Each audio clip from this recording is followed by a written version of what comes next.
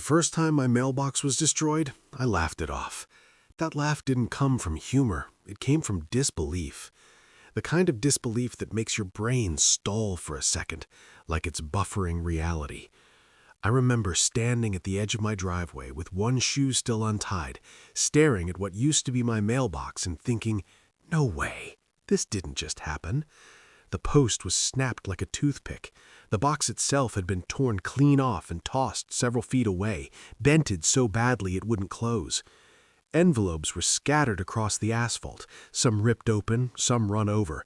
Someone's tire had crushed my electric bill flat enough to look like a receipt. For a moment, I just stood there. Morning air, quiet street, perfect lawns. And then that familiar HOA silence, the kind that feels polite but judgmental at the same time. I could already imagine the emails, the passive-aggressive tone. Mailbox must be repaired within 48 hours to comply with community standards. No concern, no sympathy, just compliance. I told myself it was an accident. That's important, because if you don't tell yourself that the first time, you go insane. You start assuming enemies where there might only be carelessness. So I cleaned it up. I gathered my mail, brushed the tire dust off what I could, and rebuilt the mailbox that same afternoon. Standard size, regulation height, neutral color approved by the HOA handbook. I even measured the distance from the road twice, because I knew how these people operated. If something went wrong, they'd blame the homeowner before the car. I thought that would be the end of it. 2 weeks later, I woke up to the sound of my phone buzzing with a notification from my security camera. I hadn't even rolled out of bed yet, just cracked one eye open, checked the screen, and froze. The image showed my driveway, but something was wrong. The mailbox wasn't standing upright anymore. It was leaning. No, not leaning. Broken. Again. This time, I didn't laugh. I put my shoes on slowly, like my body already knew what my mind was about to confirm. When I stepped outside, the damage was worse than before. The post hadn't just snapped, it had been crushed downward like something heavy had driven straight into it without slowing down. The mailbox itself was caved in on one side, paint scraped clean off, and there were tire tracks again, wider this time, cleaner. SUV tracks. My stomach tightened. That's when I checked the footage. I stood in my living room, remote in hand, watching the video play out in silence. A white SUV entered the frame. Pearl white, immaculate, the kind of vehicle that never seemed to age. It slowed as it approached my driveway, slowed just enough to be deliberate. Then it drifted right, barely, and slammed into the mailbox. The camera shook from the impact. The SUV didn't stop. It corrected and drove on like nothing happened. I paused the video, zoomed in, and there she was, the HOA Karen. Everyone has one. Ours just happened to be particularly dedicated. She was on the bore, always was. She walked the neighborhood like she owned it, clipboard tucked under her arm, sunglasses perched on her head like a crown. She smiled when she cited violations, smiled when she fined people, smiled when she reminded you that grass blades over regulation height were a threat to property values. I replayed the clip 3 times. Each time, my chest felt tighter. Still, I didn't confront her. Not yet. I rebuilt the mailbox again, this time with reflective markers, bright ones, impossible to miss even at night. I triple-checked placement. I took photos. I documented everything. Because something in me knew this wasn't over, but I needed to be certain. I needed proof, not just suspicion. And for a while, nothing happened. Weeks passed, then a month. I started to relax. Started to believe maybe she'd gotten careless once, maybe twice, and now she'd moved on to terrorizing someone else for having the wrong shade of beige on their shutters. I let my guard down. That was my mistake. The 3rd time didn't come with a camera alert. It came with a neighbor knocking on my door. I opened it to find him standing there, eyes wide, pointing toward the street like he'd just seen a crime scene. "You might want to come look," he said. I didn't even grab my phone. When I reached the driveway, my breath left my body all at once. The mailbox was gone. Not broken, gone. The post was driven so far into the ground it was barely visible. The mailbox itself lay flattened near the curb, crushed like an aluminum can. Envelopes were scattered across the asphalt, some ripped open, some run over. Someone's tire had crushed my electric bill flat enough to look like a receipt. For a moment, I just stood there. Morning air, quiet street, perfect lawns, and then that familiar HOA silence, the kind that feels polite but judgmental at the same time. I could already imagine the emails, the passive-aggressive tone. Mailbox must be repaired within 48 hours to comply with community standards. No concern, no sympathy, just compliance. I told myself it was an accident. That's important, because if you don't tell yourself that the first time, you go insane. You start assuming enemies where there might only be carelessness. So I cleaned it up. I gathered my mail, brushed the tire dust off what I could, and rebuilt the mailbox that same afternoon. Standard size, regulation height, neutral color approved by the HOA handbook. I even measured the distance from the road twice, because I knew how these people operated. If something went wrong, they'd blame the homeowner before the car. I thought that would be the end of it. Night of planning. Not out of rage, but out of certainty. I rebuilt the mailbox one final time, but this time I didn't rebuild it like a victim. I rebuilt it like someone who had learned the rules of the game and decided to play them better than she ever had. From the outside, it looked normal, ordinary, boring, exactly the kind of mailbox the HOA loved. Same height, same placement, same color.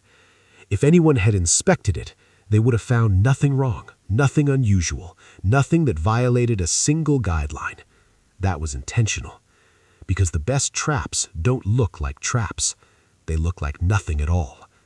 Days passed, then weeks. Every time a car drove by, my heart rate spiked. Every white SUV, my jaw tightened. But I stayed patient, because patience is what separates revenge fantasies from real consequences. And then, one afternoon, as the sun dipped low and shadows stretched across the road, I saw her again. The white SUV slowed, drifted right, and in that moment, right before impact, I knew this story was about to change forever. The moment before impact stretched longer than it had any right to.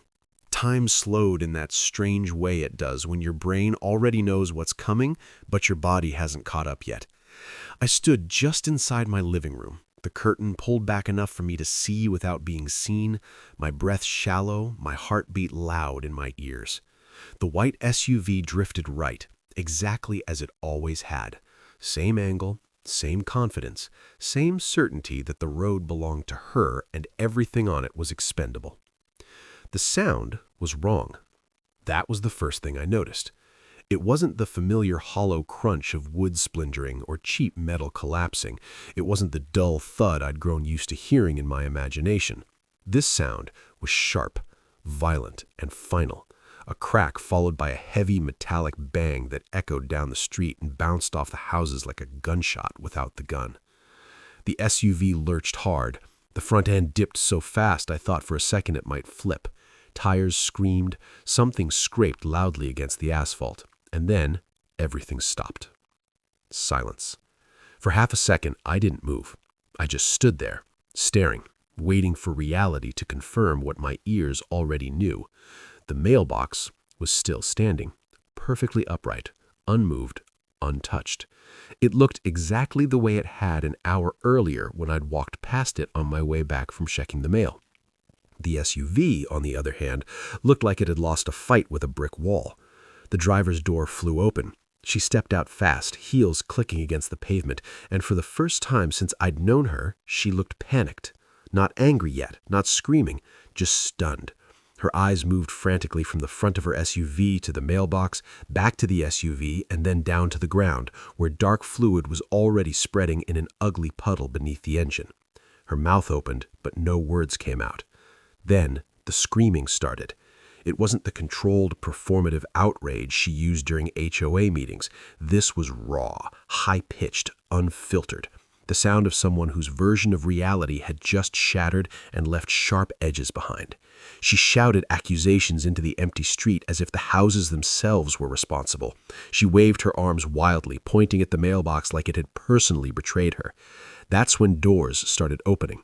Neighbors emerged slowly at first, then all at once. Phones appeared almost immediately. People whispered, some stared openly, others pretended not to, but absolutely were.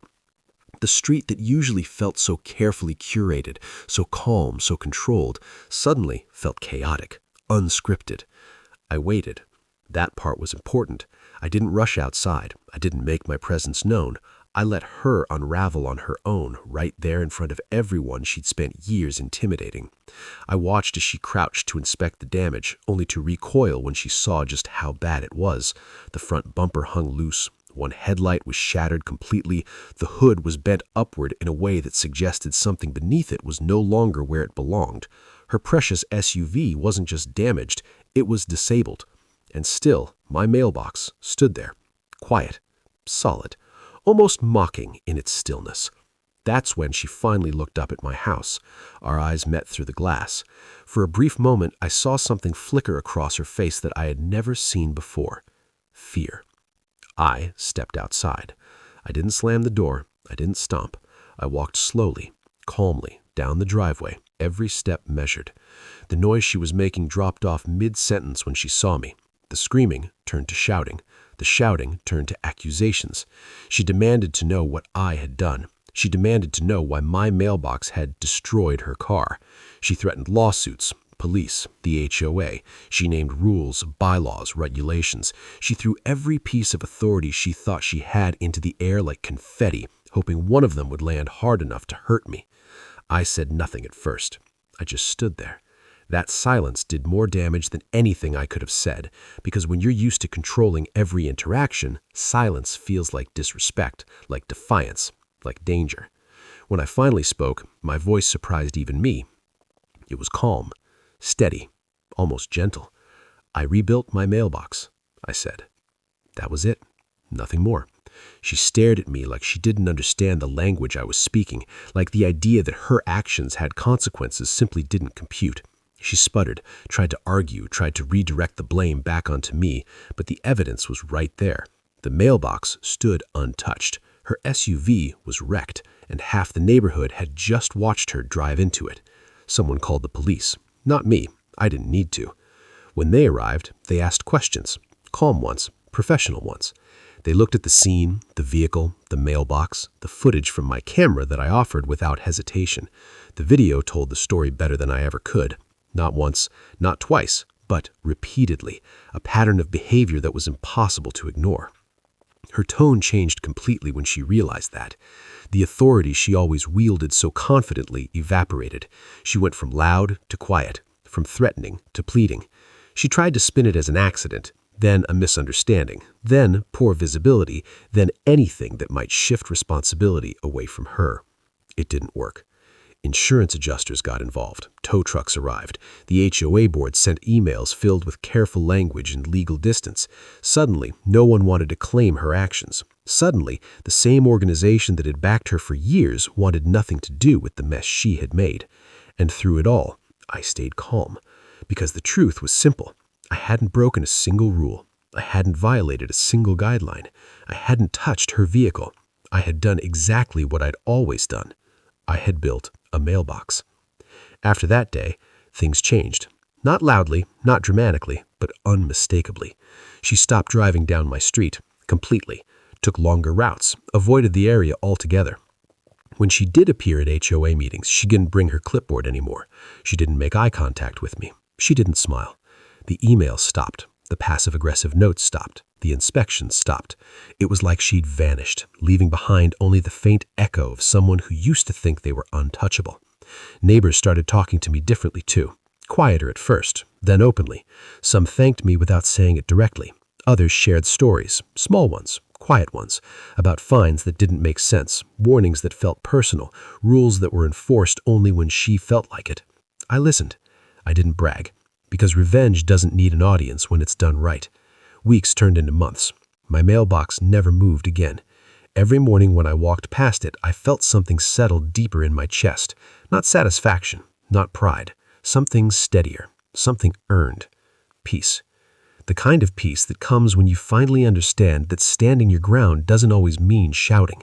Sometimes it means building something so solid that when someone tries to push it over, it's them who breaks.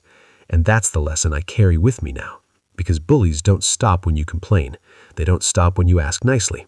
They stop when they run headfirst into consequences they can't ignore. And sometimes those consequences are standing quietly at the edge of your driveway, waiting, still, unmoved.